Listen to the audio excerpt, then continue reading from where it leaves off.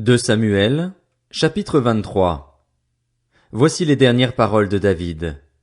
Déclaration de David, fils d'Isaïe, déclaration de l'homme haut placé, de celui que le Dieu de Jacob a désigné par onction, du doux musicien d'Israël. L'Esprit de l'Éternel parle par moi, et c'est sa parole qui est sur ma langue. Le Dieu d'Israël a parlé, le rocher d'Israël m'a dit, celui qui règne parmi les hommes avec justice, celui qui règne dans la crainte de Dieu, est pareil à la lumière du matin quand le soleil brille et que la matinée est sans nuages. Après la pluie, ses rayons font sortir de terre la verdure. Il en va de même pour ma famille devant Dieu, puisqu'il a conclu une alliance éternelle avec moi, en tout point bien réglée et bien gardée. Il fera pousser tout mon salut et tous mes désirs. Les méchants, eux, sont tous comme des ronces dont on se débarrasse et que l'on ne prend pas avec la main. Celui qui les touche s'arme d'un outil en fer ou du bois d'une lance, et on les brûle au feu sur place. Voici le nom des vaillants hommes qui étaient au service de David. Josheb Bathshébet, le Tachkémonite, était le chef des officiers.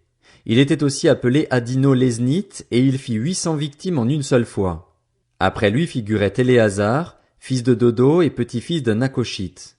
Il était l'un des 3 guerriers qui, avec David, défièrent les Philistins rassemblés pour combattre, tandis que les Israélites se retiraient sur les hauteurs. Il se leva et frappa les Philistins jusqu'à ce que sa main soit fatiguée et reste collée à son épée. L'Éternel accomplit une grande délivrance ce jour-là. Le peuple ne revint après Éléazar que pour procéder au pillage.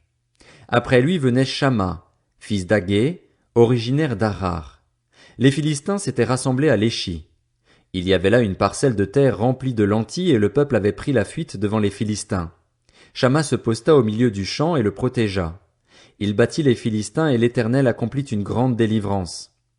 3 des 30 chefs descendirent vers David à l'époque de la moisson. Ils se trouvaient dans la grotte d'Adulam et une troupe de Philistins campait dans la vallée des Réphaïm. David était alors dans la forteresse et il y avait une garnison de Philistins à Bethléem. Pris d'un soudain désir, David demanda: qui me fera boire de l'eau de la citerne qui se trouve à la porte de Bethléem? Alors ces 3 vaillants hommes pénétrèrent de force dans le camp des Philistins et puisèrent de l'eau dans la citerne qui se trouve à la porte de Bethléem. Puis ils l'apportèrent et la présentèrent à David, mais il refusa de la boire et il la versa comme une offrande à l'Éternel. Il dit: certainement, Éternel, je ne vais pas faire cela. Pourrais-je boire le sang de ces hommes qui sont partis au péril de leur vie? Et il refusa de la boire.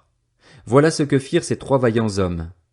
Abishai, le frère de Joab et le fils de Tseruja, était le chef des 3. Il brandit sa lance sur 300 hommes et les tua. Il eut une grande réputation parmi les 3. Il était le plus considéré des 3 et il fut leur chef, mais il n'égala pas les 3 premiers.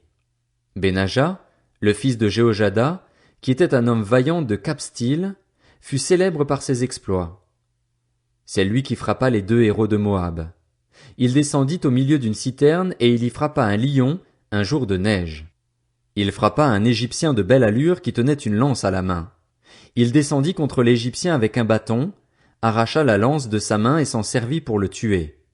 Voilà ce que fit Benaja, fils de Jéhojada. Il eut une grande réputation parmi les 3 vaillants hommes. Il était le plus considéré des 30, mais il n'égala pas les 3 premiers. David l'admit dans sa garde personnelle. Parmi les 30 figurait aussi Asaël, le frère de Joab. Elkanan, fils de Dodo, originaire de Bethléem. Shamma et Élika, tous 2 originaires de Harod. Héletz, originaire de Pélet. Ira, fils d'Ikesh, originaire de Tekoa. Abiézer, originaire d'Anatoth. Mebunaï, originaire de Husha. Tsalmon, originaire d'Akoar. Maharaï, originaire de Netopha. Éleb, fils de Baana, lui aussi originaire de Netopha.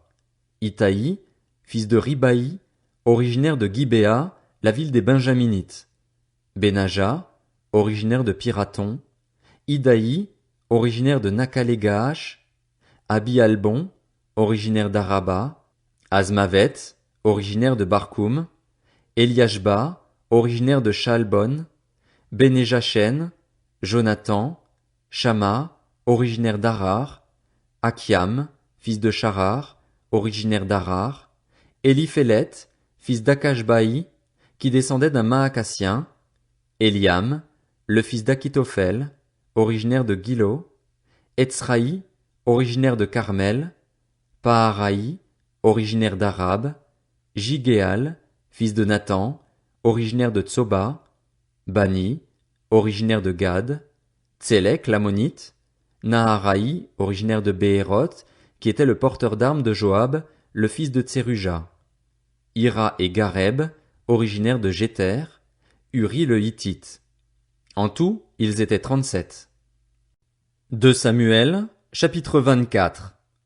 La colère de l'Éternel s'enflamma de nouveau contre Israël, et il excita David contre eux en disant, « Vas-y, fais le dénombrement d'Israël et de Juda. » Le roi dit à Joab, qui était le chef de l'armée et qui se trouvait près de lui, « Parcours toutes les tribus d'Israël, depuis Dan jusqu'à Beër-Shéba, qu'on fasse le dénombrement du peuple et que je sache ainsi combien il compte d'individus. » Joab dit au roi, « Que l'Éternel, ton Dieu, rende le peuple 100 fois plus nombreux et que mon seigneur le roi puisse le voir de ses yeux. » Mais pourquoi mon seigneur le roi veut-il faire cela?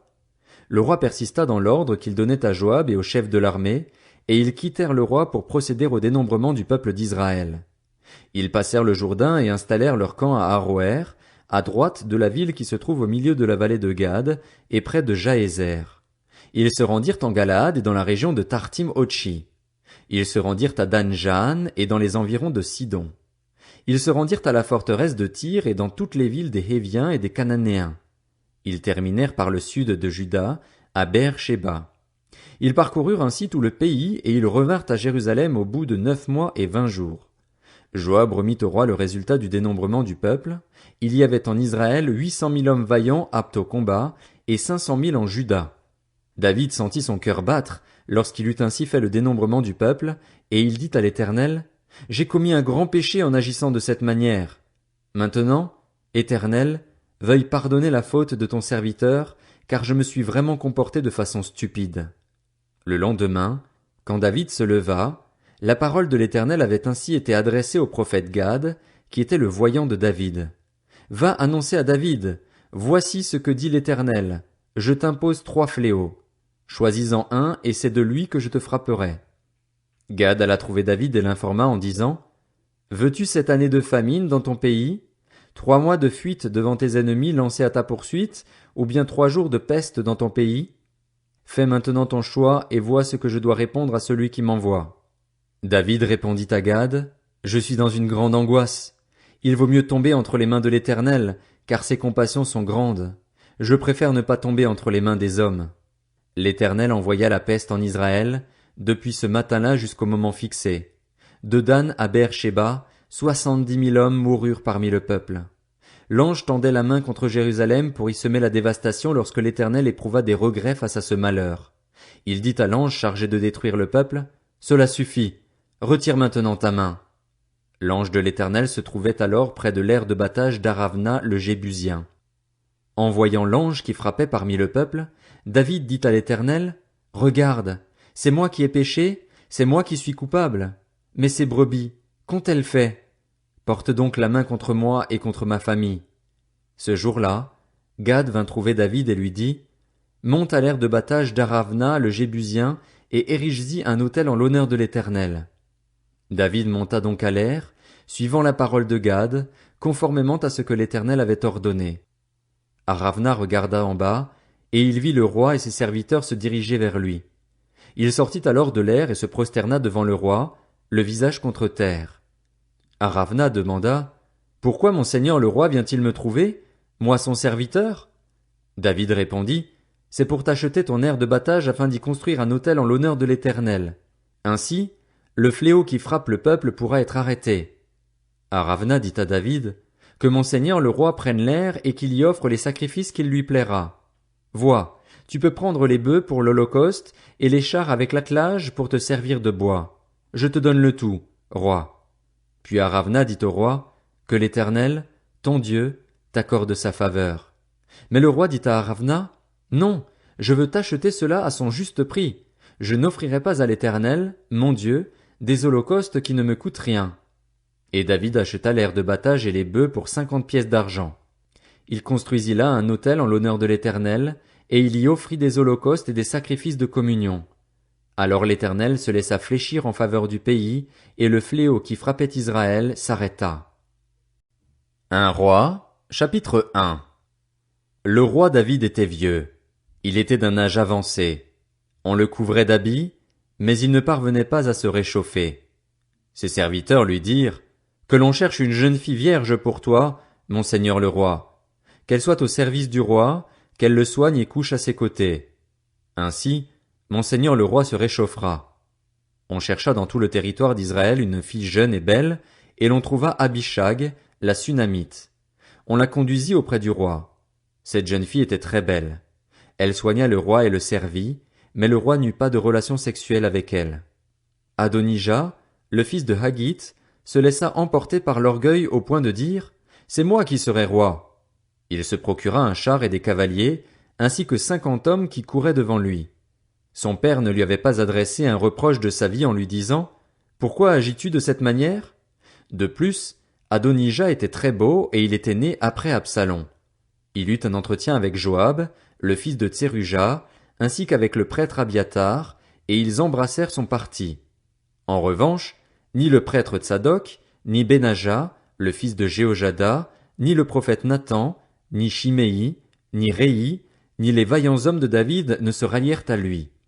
Adonijah sacrifia des brebis, des bœufs et des veaux gras près de la pierre de Zoélet, qui se trouve à côté d'Enrogel, et il invita tous ses frères, les fils du roi, ainsi que tous les hommes de Juda qui étaient au service du roi. Toutefois, il n'invita pas le prophète Nathan, ni Benaja, ni les vaillants hommes de David, ni son frère Salomon. Alors Nathan dit à Bathsheba, la mère de Salomon, « N'as-tu pas appris qu'Adonijah, le fils de Haggith, est devenu roi sans que notre seigneur David le sache? Va maintenant, je vais te donner un conseil, afin que tu sauves ta vie et celle de ton fils Salomon. Va, entre chez le roi David et dis-lui, « Mon seigneur le roi, ne m'avais-tu pas juré, à moi ta servante, que ce serait mon fils Salomon qui régnerait après toi, et que ce serait lui qui s'assiérait sur ton trône? Pourquoi donc Adonijah est-il devenu roi? Tu seras encore là, en train de parler avec le roi, quand j'entrerai moi-même après toi, et je compléterai tes paroles. » Bathsheba alla trouver le roi dans sa chambre. Il était très vieux et Abishag, la Sunamite, le servait. Bathsheba s'inclina et se prosterna devant le roi, qui lui dit « Qu'as-tu » Elle lui répondit « Mon seigneur, tu avais juré à ta servante par l'Éternel, ton Dieu, que ce serait mon fils Salomon qui régnerait après toi et que ce serait lui qui s'assiérait sur ton trône. Et maintenant, voici que c'est Adonijah qui est devenu roi et tu ne le sais pas, mon seigneur le roi. Il a sacrifié des bœufs, des veaux gras et des brebis en grande quantité, et il a invité tous les fils du roi ainsi que le prêtre Abiatar et Joab, le chef de l'armée, mais il n'a pas invité ton serviteur Salomon. Mon seigneur le roi, tout Israël a les yeux fixés sur toi pour que tu lui annonces qui s'assiera sur ton trône après toi. Sinon, lorsque mon seigneur le roi sera couché avec ses ancêtres, mon fils Salomon et moi serons traités comme des coupables. » Elle parlait encore avec le roi quand le prophète Nathan arriva. On annonça au roi, « Voici Nathan le prophète !» Il entra dans la présence du roi et se prosterna devant lui, le visage contre terre. Puis Nathan dit, « Mon seigneur le roi, c'est donc toi qui as dit qu'Adonijah régnerait après toi et que ce serait lui qui s'assiérait sur ton trône. En effet, il est descendu aujourd'hui sacrifier des bœufs, des veaux gras et des brebis en grande quantité, et il a invité tous les fils du roi ainsi que les chefs de l'armée et le prêtre Abiatar.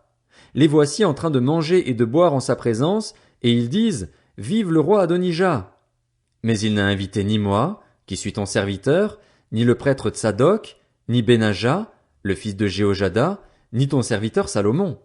Est-ce bien sur ton ordre, mon seigneur le roi, que cela se passe ainsi, sans que tu aies annoncé à ton serviteur qui doit s'asseoir sur ton trône après toi? Le roi David répondit, « Appelez-moi Bathsheba. » Elle entra et se présenta devant le roi. Le roi prêta alors ce serment. « L'Éternel qui m'a délivré de toutes les détresses est vivant. Je vais agir aujourd'hui conformément à ce que je t'ai juré par l'Éternel, le Dieu d'Israël, lorsque j'ai dit, « C'est ton fils Salomon qui régnera après moi. C'est lui qui s'assiera sur mon trône à ma place. » Bathsheba s'inclina le visage contre terre et se prosterna devant le roi. Puis elle dit, « Que mon seigneur le roi David vive éternellement. » Le roi David dit ensuite, « Appelez-moi le prêtre Tsadok, le prophète Nathan et Benaja, le fils de Jéhojada. Et ils entrèrent dans la présence du roi. Le roi leur dit, Prenez avec vous les serviteurs de votre seigneur. Faites monter mon fils Salomon sur ma mule et faites-le descendre à Guillon. Là, le prêtre Tsadok et le prophète Nathan le consacreront par onction comme roi sur Israël. Vous sonnerez de la trompette et vous direz, Vive le roi Salomon! Vous remonterez en marchant derrière lui. Il viendra s'asseoir sur mon trône et il régnera à ma place. C'est lui que j'ai chargé d'être le chef d'Israël et de Juda. Benaja, le fils de Jéhojada, répondit au roi. Amen. Que l'Éternel, le Dieu de mon seigneur le roi, parle ainsi. Que l'Éternel soit avec Salomon comme il a été avec mon seigneur le roi, et qu'il rende son trône plus grand encore que celui de mon seigneur le roi David. Alors le prêtre Tsadok descendit avec le prophète Nathan ainsi qu'avec Benaja, le fils de Jéhojada, les Kérétiens et les Pélétiens. Ils firent monter Salomon sur la mule du roi David et le conduisirent à Guillon. Le prêtre Tsadok prit la corne d'huile dans le tabernacle et il consacra Salomon par onction. On sonna de la trompette et tout le peuple dit, Vive le roi Salomon! Tout le peuple monta après lui, en jouant de la flûte. Ils manifestaient une joie si grande que la terre tremblait sous leurs cris. Adonija et tous les invités qui étaient avec lui entendirent tout cela au moment où il finissait de manger. Joab, entendant le son de la trompette, dit, Pourquoi ce vacarme dans Jérusalem? Il parlait encore lorsque Jonathan, le fils du prêtre Abiatar, arriva. Adonija lui dit, Approche-toi, car tu es un vaillant homme et tu apportes de bonnes nouvelles. Au contraire, répondit Jonathan à Adonija, notre seigneur le roi David a désigné Salomon comme roi. Il a envoyé avec lui le prêtre Tsadok, le prophète Nathan ainsi que Benaja, le fils de Jéhojada, les Kérétiens et les Pélétiens, et ils l'ont fait monter sur la mule du roi. Le prêtre Tsadok et le prophète Nathan l'ont consacré par onction comme roi à Guillon. Puis ils sont remontés de là-bas en manifestant leur joie et Jérusalem en est tout agité. C'est ce bruit que vous avez entendu. Salomon s'est même assis sur le trône royal et les serviteurs du roi sont venus bénir notre seigneur le roi David en disant que Dieu rende le nom de Salomon plus célèbre que le tien et qu'il rende son trône plus grand que le tien. Alors le roi s'est prosterné sur son lit avant de déclarer Béni soit l'Éternel, le Dieu d'Israël, qui m'a donné aujourd'hui un successeur et qui m'a permis de le voir. Tous les invités d'Adonija furent terrifiés. Ils se levèrent et partirent, chacun de son côté. Adonija eut peur de Salomon. Il se leva aussi et partit s'accrocher aux cornes de l'autel. On vint dire à Salomon, Voici qu'Adonija a peur de toi. Il tient les cornes de l'autel en disant, Que le roi Salomon me jure aujourd'hui qu'il ne me fera pas mourir, moi son serviteur, par l'épée. Salomon dit, S'il se comporte en homme de valeur, pas un de ses cheveux ne tombera par terre. Mais si l'on trouve en lui de la méchanceté, il mourra. Puis le roi Salomon envoya des hommes le faire descendre de l'autel. Il vint se prosterner devant le roi Salomon, et Salomon lui dit, Va chez toi.